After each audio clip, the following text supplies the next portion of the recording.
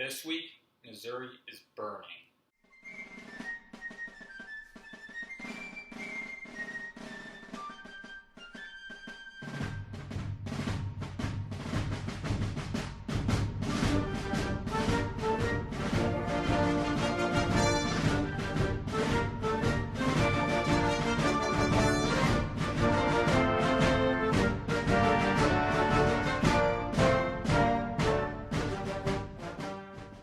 On the 2nd, a skirmish at Doug Spring, Missouri. Nathaniel Lyon is encamped when he receives news that 3 columns, totaling 12,000 men, all of the Confederacy, are coming towards him. Lyon then moves himself to engage the enemy. His forces come across 270 Confederate cavalry, who charge at his force of 2,000 or 4,000 Union soldiers. This goes badly for the cavalry, who soon are forced into a retreat. Lyon pursues the fleeing horsemen till they come across some woods, where there are a few Confederate pickets in front of the trees. For a couple of hours, they exchange loose fire. Lyon decides not to attack into the woods and falls back. The Union suffer 4 dead and 37 wounded, while the Confederates suffer 40 killed and 44 wounded. On the 3rd, some exciting news for you tech buffs. A naval officer of the U.S. ascends in a hot air balloon to do some reconnaissance. It is the first trip of its kind. On the 5th, the U.S. is getting economical. New bills are allowed to be printed to finance this war. Tariffs are increased, loans are asked for, and the first ever income and real estate taxes are passed. We'll see how long those stay around. Also on the 5th, the U.S. Army passes some reforms. Flogging is abolished as a form of punishment in the U.S. military, and the enlistment time is increased from 3 months to 2 years. But the biggest thing on the 5th is the Battle of Athens.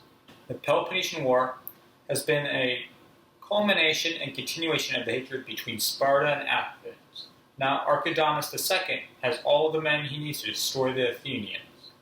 He and his allies, minus Corinth, have been able to now siege Athens. Wait. What do you mean, wrong war? How do we keep on getting this stuff wrong? Okay, it's the Battle of Athens, Missouri. Well, let's look at Missouri. Nathaniel Lyon is going south in Missouri, and men who remain loyal to the Union all around Missouri are forming home guards to keep Missouri under U.S. control. One of these men is Colonel David Moore, a veteran of the Mexican-American War, raises a regiment of 500 men. A Confederate sympathizer, Colonel Martin Greene, has the 2nd Division of the State Guard, numbering around 2,000 men, and has 3 heavy guns. And he wishes to destroy the Unionist forces. Colonel Greene, at 5 a.m., moves in with his forces to take Athens, Missouri from Moore. Athens, Missouri is actually on the border of Iowa, just for a fun fact. Moore warns of the advance, and soldiers from his army are ordered to form a line, but due to sickness and other factors, only 333 men of the 500 are ready for the battle. The Confederates surround the town on 3 sides, leaving only the final side, which is just a river, for the Union.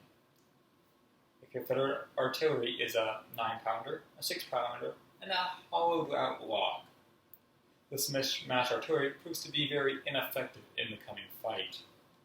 After the cannon fire, which results in the log blowing up, of course, the Confederate forces advance, and the battle truly begins. Moore's forces hold their own, and also hold the Confederates at bay, except for the left flank, which is led by Lieutenant Callahan, who flees towards the river. Luckily, other men from the Union hold their positions and stop the secessionist cavalry from winning the battle. The Confederate major is wounded, and his men flee. Colonel Moore then orders his men to fix bayonets and advance forth. This sends the Confederates to flight, and the battle is over. The Union lose 3 men dead and 20 wounded, to the 31 killed/wounded of the Confederates. This victory is due to many factors.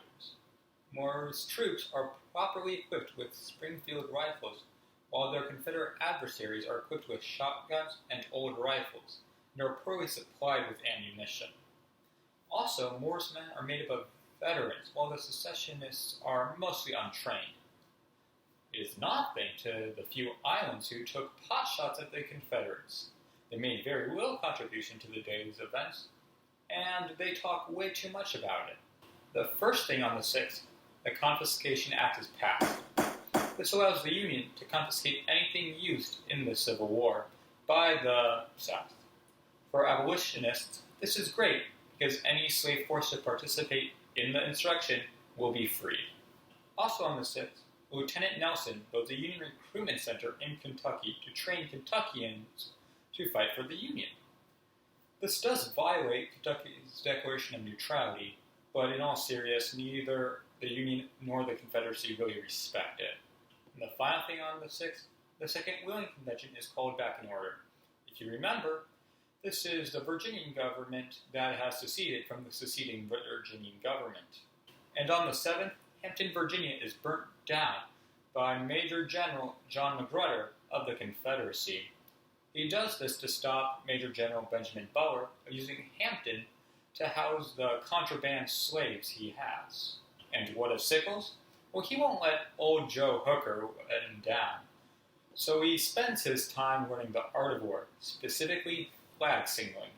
And he meets up with a friend, Chevalier Wyckoff. And that's where the week ends, with Missouri basically in Union hands. You know what?